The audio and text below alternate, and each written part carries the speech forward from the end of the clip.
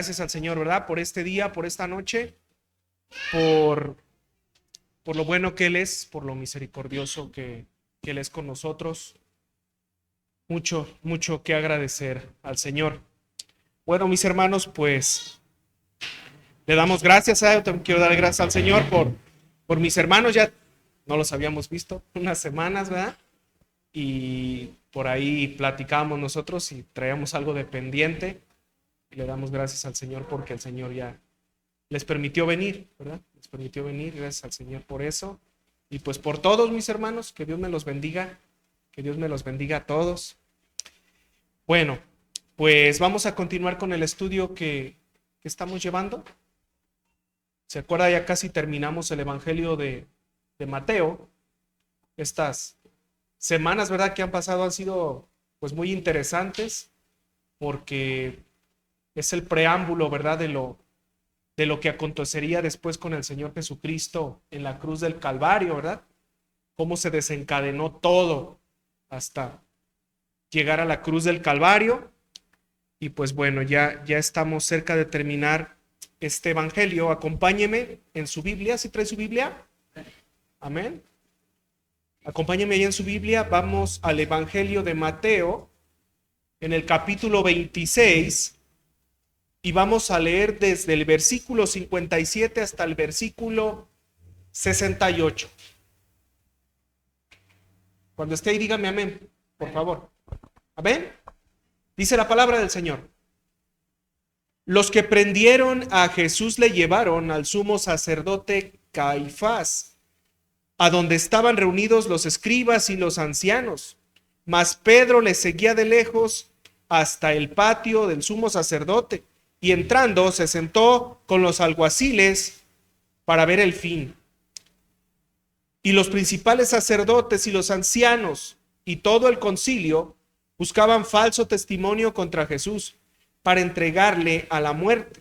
Y no lo hallaron, aunque muchos testigos falsos se presentaban, pero al fin vieron 2 testigos falsos que dijeron: este dijo, puedo derribar el templo de Dios y en 3 días reedificarlo. Y levantándose el sumo sacerdote le dijo: ¿no respondes nada? ¿Qué testifican estos contra ti? Mas Jesús callaba. Entonces el sumo sacerdote le dijo: te conjuro por el Dios viviente que nos digas si eres tú el Cristo, el Hijo de Dios. Jesús le dijo: tú lo has dicho, y además os digo que desde ahora veréis al Hijo del Hombre sentado a la diestra del poder de Dios y viniendo en las nubes del cielo. Entonces el sumo sacerdote rasgó sus vestiduras, diciendo: ha blasfemado. ¿Qué más necesidad tenemos de testigos? He aquí, ahora mismo habéis oído su blasfemia. ¿Qué os parece? Y respondiendo ellos, dijeron: es reo de muerte. Entonces le escupieron el rostro y le dieron de puñetazos, y otros le abofeteaban, diciendo: profetízanos, Cristo, ¿quién es el que te golpeó? Vamos a orar. Bendito Padre, bendito Señor, le doy muchas gracias por esta noche. Gracias, Señor, por su bondad, su misericordia, porque usted nos permite, Señor, estar aquí, por la vida de cada hermano, Señor. También le pedimos por nuestros hermanos que hoy no miramos, que también, Señor, usted los guarde, los bendiga. Usted conoce, Señor, la situación por la cual ellos no pueden estar aquí el día de hoy, pero nosotros también pedimos por ellos, bendito Padre. Yo le pido por este estudio, por la palabra, porque usted, Señor, hable a nuestras vidas, comenzando por mí. También, Señor, yo me pongo en sus manos para que usted me use, Señor, me dé sabiduría y de nuevo. Yo se lo pido en el nombre de su Hijo Jesucristo. Amén y amén. Bueno, mis hermanos, pues, ¿cómo podemos titular, verdad, el estudio del día de hoy, o el tema del estudio del día de hoy? Pues como aparece ahí en el encabezado de nuestras Biblias: Jesús ante el concilio. ¿Verdad? De eso vamos a hablar el día de hoy, del Señor Jesucristo ante el concilio. Aunque también, ¿verdad?, pudiéramos titularlo, haberlo llamado, ¿verdad?, como Una crónica del peor juicio de la historia. Porque eso es, mi hermano. Lo que leemos aquí es la crónica del peor juicio de la historia.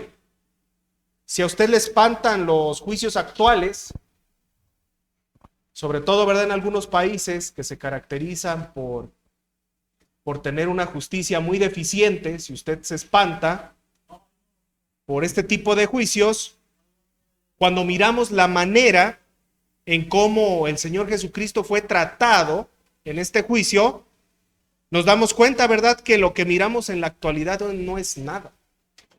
Lo que usted mira allá afuera, por más corrupto que sea, no se acerca en lo más mínimo a lo que pasó el Señor Jesucristo en este juicio. De entrada, ¿verdad?, aquellos hombres religiosos no necesitaban un juicio, porque ellos ya tenían la sentencia desde antes de enfrentar al Señor. Ellos ya tenían la sentencia. Eso es como si usted va al juez y el juez todavía no lo escucha a usted hablar ni defenderse, pero él ya lleva la sentencia escrita. Se le vamos a dar 50 años desde antes y la lleva firmada.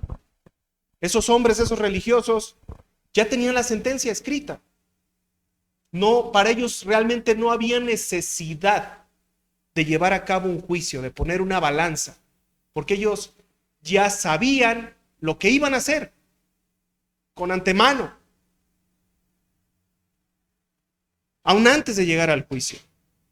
Si usted se acuerda, ¿verdad?, estos hombres tenían años buscando o tratando de hacer caer al Señor. Lo seguían por todos lados. Muchas gracias, hermano. Ellos lo seguían por todos lados. Ellos tenían una bitácora completa de todo lo que el Señor Jesucristo hacía y decía, los milagros que hacía, las palabras que pronunciaba. Ellos lo tenían todo. Y ellos sabían que lo iban a condenar. Y ellos sabían qué castigo le iban a dar desde antes del juicio. Eso es un hecho. Por otro lado, ¿verdad?, estos hombres religiosos, tanto Anás como Caifás, que eran suegro y yerno, ¿verdad? Ahí era una familia la que era dueña del poder religioso político, era el suegro y el yerno. Como el suegro no podía nombrar directamente a uno de sus hijos, sí podía nombrar un yerno. Y ese yerno era Caifás. Y su suegro, Anás, era básicamente el poder detrás de Caifás. Bueno, eran conocidos por ser hombres malvados y corruptos.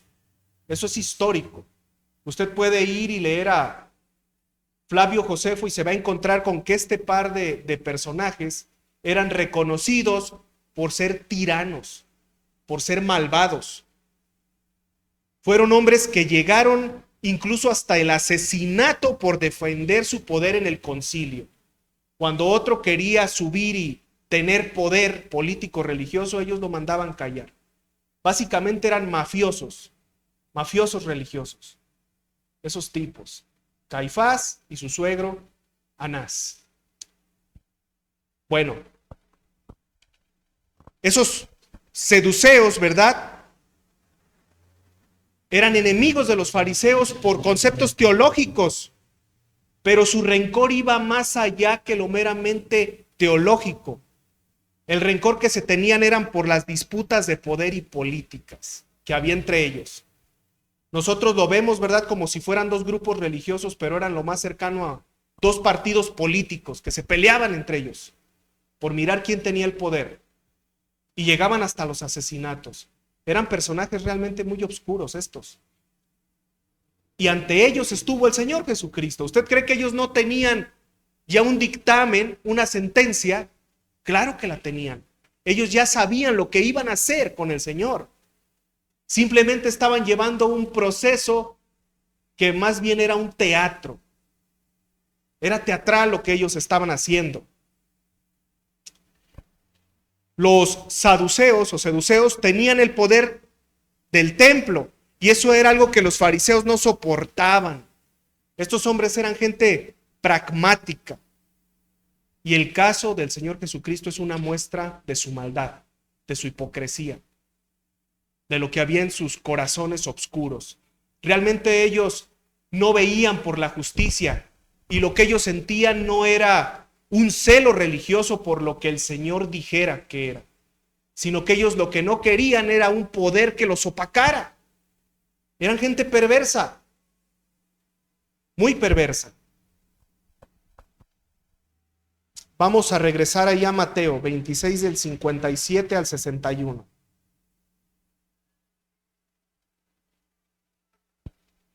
Vamos a conocer un poquito a estas gentes.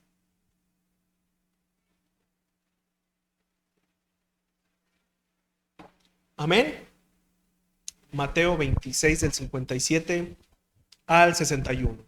Dice la palabra: los que prendieron a Jesús le llevaron al sumo sacerdote Caifás, a donde estaban reunidos los escribas y los ancianos. Mas Pedro les seguía de lejos hasta el patio del sumo sacerdote. Y entrando, se sentó con los alguaciles para ver el fin. Vamos a hacer ahí un paréntesis. Ahí nos encontramos con Pedro. Fijemos lo que hemos hablado sobre Pedro. Tenemos a Pedro, ¿verdad?, como esa figura del traicionero, pero si usted se fija, es el único que se atrevió realmente a acercarse al Señor y a mirar qué era lo que estaba pasando. Todos los demás se los tragó la tierra. Y a pesar de todo, Pedro estuvo ahí cerca. Continuamos. Dice a partir del 59. Y los principales sacerdotes y los ancianos y todo el concilio buscaban falso testimonio contra Jesús para entregarle a la muerte. Y no lo hallaron, aunque muchos testigos falsos se presentaban. Pero al fin vinieron 2 testigos falsos que dijeron: este dijo, puedo derribar el templo de Dios y en 3 días reedificarlo.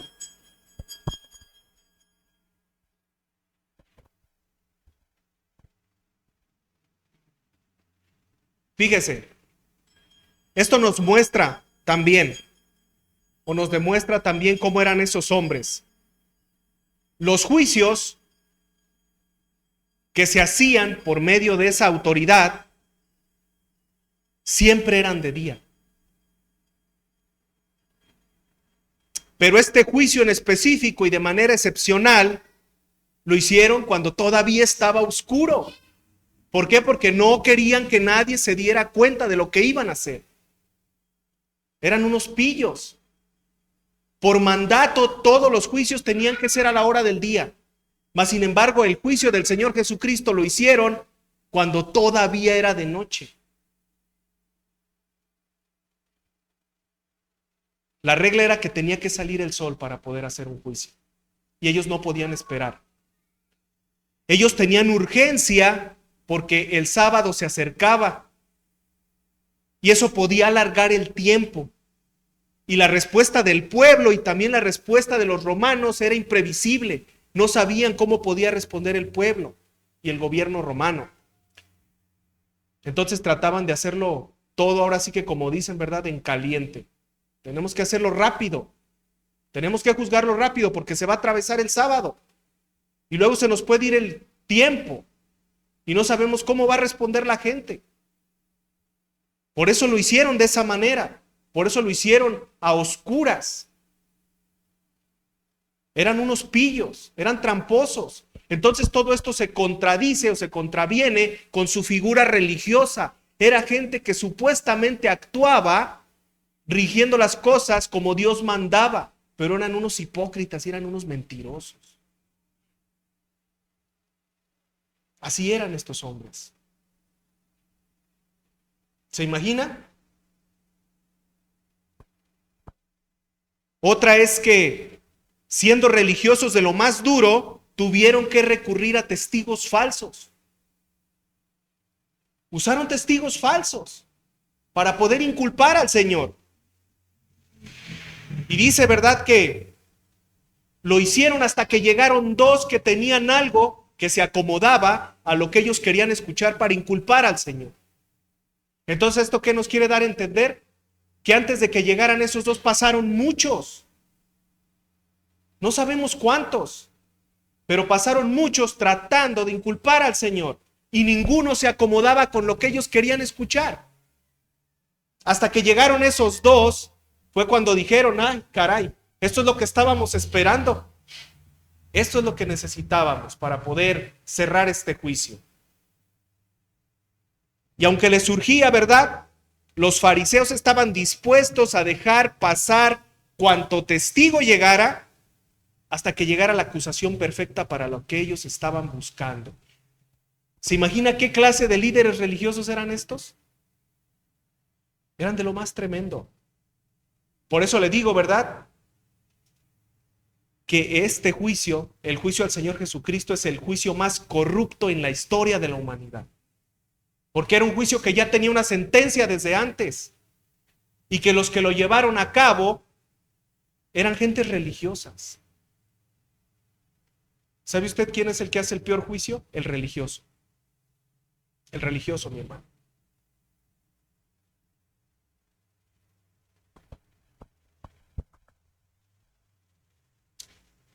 Dice, y hasta que llegó, ¿verdad?, llegaron un par con unas palabras que estaban totalmente sacadas de contexto. Voy a leerle, dice, y no lo hallaron, aunque muchos testigos falsos se presentaban, pero al fin vinieron dos testigos falsos que dijeron, este dijo, puedo derribar el templo de Dios y en 3 días reedificarlo. ¿Y lo dijo el Señor? Sí lo dijo el Señor. Pero ¿sabe que estos hombres lo estaban sacando de contexto? Lo estaban sacando de contexto porque el Señor no se estaba refiriendo a ese templo de piedra que estaba construido ahí para hacer sacrificios. El Señor se estaba refiriendo a su cuerpo que iba a ser resucitado al 3er día. Pero estos hombres estaban ciegos, tenían los ojos totalmente velados, eran incapaces de ver más allá. Y utilizaron, ¿verdad?, estas palabras de esos testigos para acusar al Señor. Y como ellos eran los encargados del templo, ¿qué decíamos? ¿Quiénes eran los saduceos? Los encargados del templo. Entonces, para esa secta en específico, hablar de derribar el templo era considerado una afrenta muy grande. Muy grande. Por eso se les acomodó. Pero estas palabras dichas por el Señor no estaban refiriéndose a ese templo, estaban refiriéndose a otro templo. Todo eso lo entendemos, ¿verdad? Entonces, ¿qué vemos? Que estos hombres, aparte de ser unos hipócritas, aparte de ser unos religiosos, eran incapaces de ver lo espiritual. Tenían sus ojos totalmente tapados. Su conciencia y sus ojos. Por eso hicieron lo que hicieron.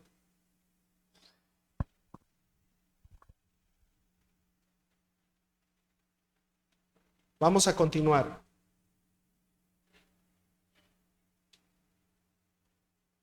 Ahí en Mateo 26, del 62 al 64.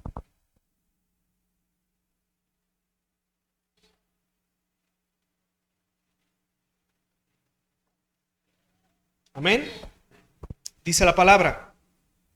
Y levantándose el sumo sacerdote le dijo, ¿no respondes nada? ¿Qué testifican estos contra ti? Mas Jesús callaba. Entonces el sumo sacerdote le dijo, te conjuro por el Dios viviente que nos digas si eres tú el Cristo, el Hijo de Dios. Jesús le dijo, tú lo has dicho. Y además os digo que desde ahora veréis al Hijo del Hombre sentado a la diestra del poder de Dios y viniendo en las nubes del cielo.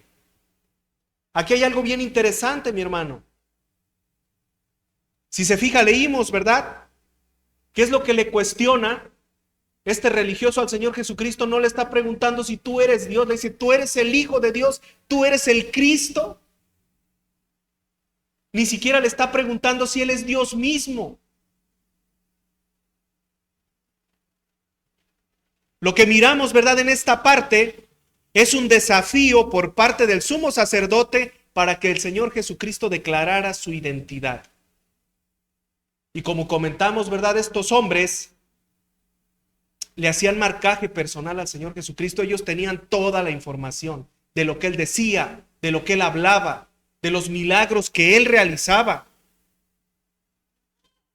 El Señor Jesucristo les declaró su identidad varias veces.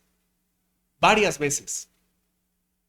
Si se acuerda, ¿verdad?, cuando aquel hombre paralítico que metieron por un techo y el Señor lo sana. ¿Y qué dice? No basta con esto. Bueno, pues entonces que tus pecados sean perdonados. ¿Sabe quién era el único que podía perdonar pecados? Dios. Esa pregunta que este fariseo le estaba haciendo al Señor Jesucristo, el Señor Jesucristo ya se las había revelado tiempo atrás. No era necesario que llegara Judas. No era necesario llegar hasta este punto para que ellos supieran quién era el Señor Jesucristo. Él ya les había revelado su identidad tiempo atrás. Y vamos a tocar un poquito este punto en específico sobre la identidad del Señor Jesucristo. A mí me recuerda, ¿verdad?, hace un tiempo que me visitaron unos testigos de Jehová. Y a mí siempre me ha gustado, ¿verdad? Ellos me llegan y me llevan pues sus doctrinas, y me gusta platicar con ellos porque me gusta terminar predicándoles yo a ellos. Y yo lo llevé a ese punto, ¿verdad? Eran dos jóvenes, dos hombres, y yo lo llevé a este punto. Y le hice esa pregunta en específico. Le dije, a ver, quiero que me contestes algo. ¿Quién es el único que puede perdonar pecados? Y me dijo, pues Dios. Y lo llevé ahí. Y le dije, entonces, ¿por qué el Señor Jesucristo le dijo al inválido, y tus pecados sean perdonados? Porque el Señor Jesucristo, ¿verdad?, está revelando su identidad, y no lo hizo nada más una vez, lo hizo varias veces. Estos hombres sabían perfectamente quién era Él. Ellos no obraron en base a su ideología religiosa. Estos hombres eran malvados. No por nada el Señor les dice, ¿verdad?, que eran hijos de su padre, el diablo. Porque lo que los movía era la pura maldad. Ellos no querían sentirse opacados. No querían sentirse rebajados. Una cosa, mi hermano, era que lo hubieran hecho porque realmente creyeran que lo estaban haciendo por obedecer a Dios. Pero cuando vemos sus historias, vemos que eran hombres perversos, muy perversos. Un hombre de Dios no manda matar por conservar un espacio de superioridad. Estos hombres eran realmente tremendos. El Señor les declaró su identidad varias veces. Varias veces.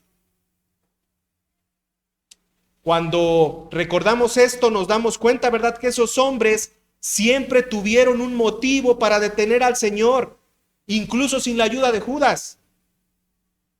Pero ¿sabe qué? Aparte de todo, eran unos cobardes. ¿Por qué eran cobardes? Por eso lo hicieron de noche. Por eso lo hicieron de noche.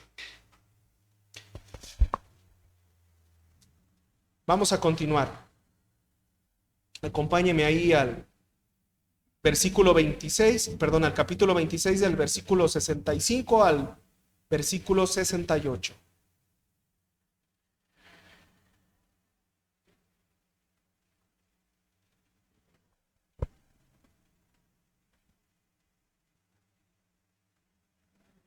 Amén. Mateo 26 del 65 al 68 dice la palabra. Entonces el sumo sacerdote rasgó sus vestiduras diciendo, ha blasfemado. ¿Qué más necesidad tenemos de testigos? He aquí ahora mismo habéis oído su blasfemia.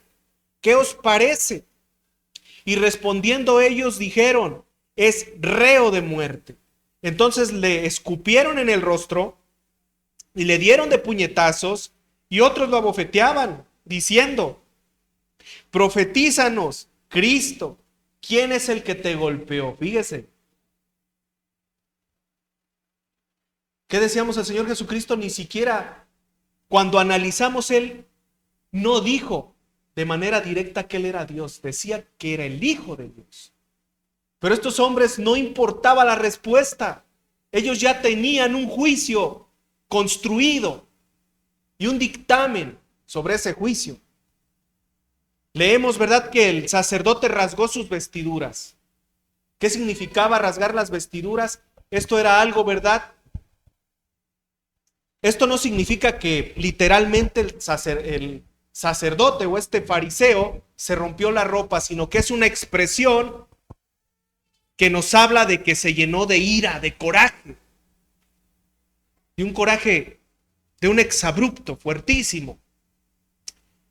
Pero cuando lo vemos, nos encontramos con que realmente era un acto teatral. Estos hombres estaban llevando a cabo una obra de teatro, un supuesto celo por Dios. ¿Se imagina? Es como si usted va a un juicio y todo lo que está haciendo el juez y todo lo que están haciendo los testigos y todo lo que están haciendo acá abajo es una obra de teatro porque ya tienen una sentencia escrita. Eso era lo que estaban haciendo esos hombres. Eran actores que estaban llevando a cabo una obra. Así de simple. Por eso le digo, peor juicio que este no ha habido. Yo creo que no lo habrá. Porque nosotros conocemos, ¿verdad?, la corrupción. Pero una cosa es ir a un juicio donde se da una sentencia por corrupción y otra cosa es ir a un juicio donde los que están ahí son actores y ya tienen una sentencia establecida. Fue algo tremendo. No puedes hablar del celo de Dios cuando estás utilizando la mentira para juzgar a alguien. Por eso hablábamos de los religiosos, mi hermano. Usted no puede utilizar o fingir el celo de Dios para enjuiciar a una persona. Y muchas veces, aquí vamos a aterrizar un poco, porque muchas veces caemos en esto. Utilizamos la palabra de Dios para tratar de hacer juicio sobre alguien de manera indiscriminada. Y torcemos las escrituras para querer pegarle a alguien. ¿Le ha tocado? Eso es algo que se da mucho, ¿verdad? El torcer las escrituras. Estos hombres era lo que hacían, torcer las escrituras. Estos tipos eran unos hipócritas que no podían soportar perder su poder. Eso era lo que los movía. Perder su poder.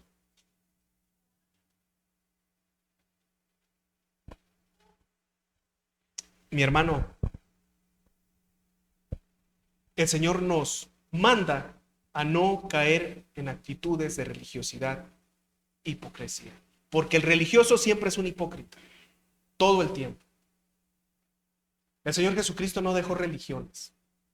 Usted no va a encontrar la palabra religión. Y muchos dicen, ¿verdad?, que el cristianismo es un modo de vivir. Dicen, no, es que el cristianismo es como, ¿cómo lo dicen? Dicen una palabra muy especial, ¿verdad? Es un estilo de vida. ¿Le ha tocado escuchar eso? Ser cristiano es un estilo de vida. No, mi hermano. Ser cristiano es algo más. Porque un estilo de vida usted lo puede agarrar ahorita y después se puede desprender de él. Los estilos son como las modas. Dicen, es que ahorita ¿qué estilo de cabello está de moda? Ah, ese que usan acá como recortadito. Ese es un estilo. Mi estilo de vivir. No, mi hermano. Ser cristiano va más allá. Ser cristiano es una cosmovisión. Es una transformación, una manera distinta de ver el mundo, una manera distinta de vivir. No como moda, no como estilo, sino como un cambio profundo, es nacer de nuevo. De ahí es la palabra cosmovisión. Es una transformación de la mente. Porque todo aquel que solamente vive una vida cristiana por estilo o por moda es un religioso también. Un religioso que no ha sido transformado, pero que se ha moldado a una forma de comportarse, pero que en cualquier momento y por cualquier circunstancia la puede cambiar también. Y estos hombres eran religiosos, hipócritas, y sus actos los revelan. Tú no puedes hablar de un juicio conforme a Dios cuando estás llevando testigos falsos y cuando ya tienes un juicio armado y con una sentencia escrita y firmada. ¿Se fija cómo eran tremendos? La vida de estos hombres es para un estudio en sí, mi hermano. ¿Cómo se comportaban? ¿Cómo eran?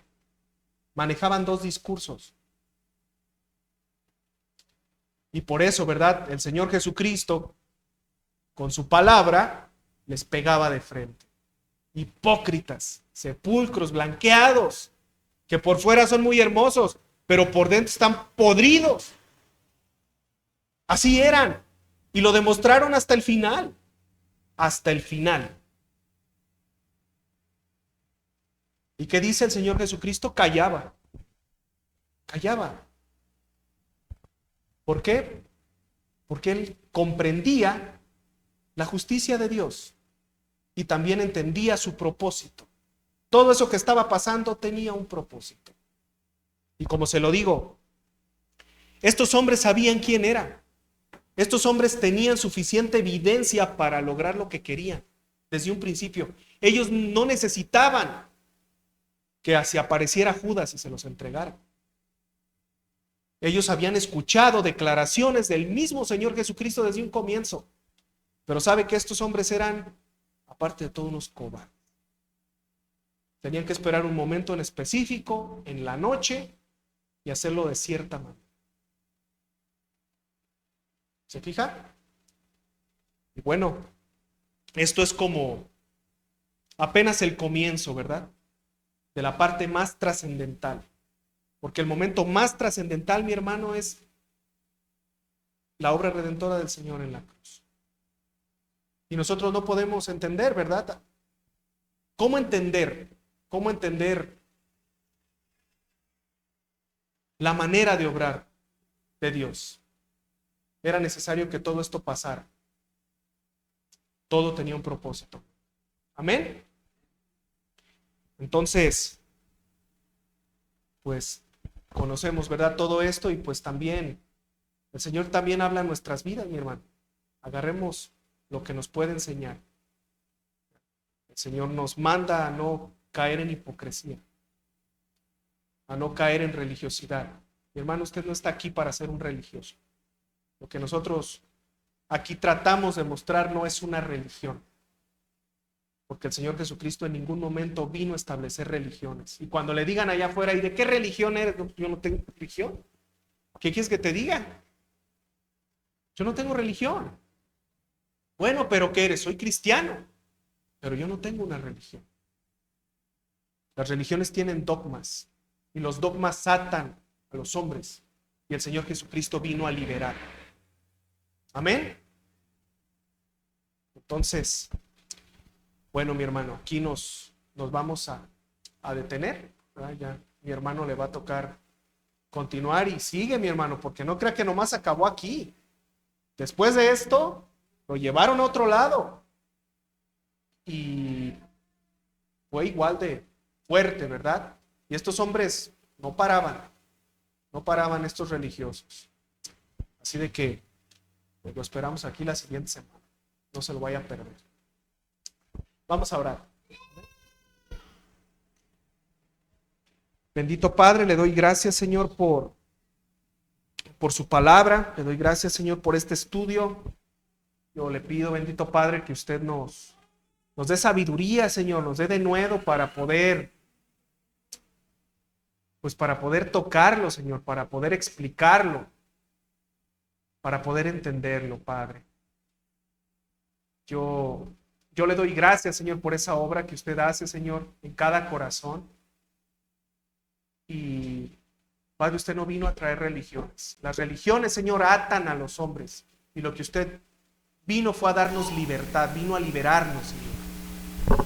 Yo le doy gracias, Señor, le doy gracias por su bondad, por su misericordia, Señor, y porque usted cumplió ese propósito, Señor, porque usted fue obediente hasta la muerte, Señor, y hasta la cruz.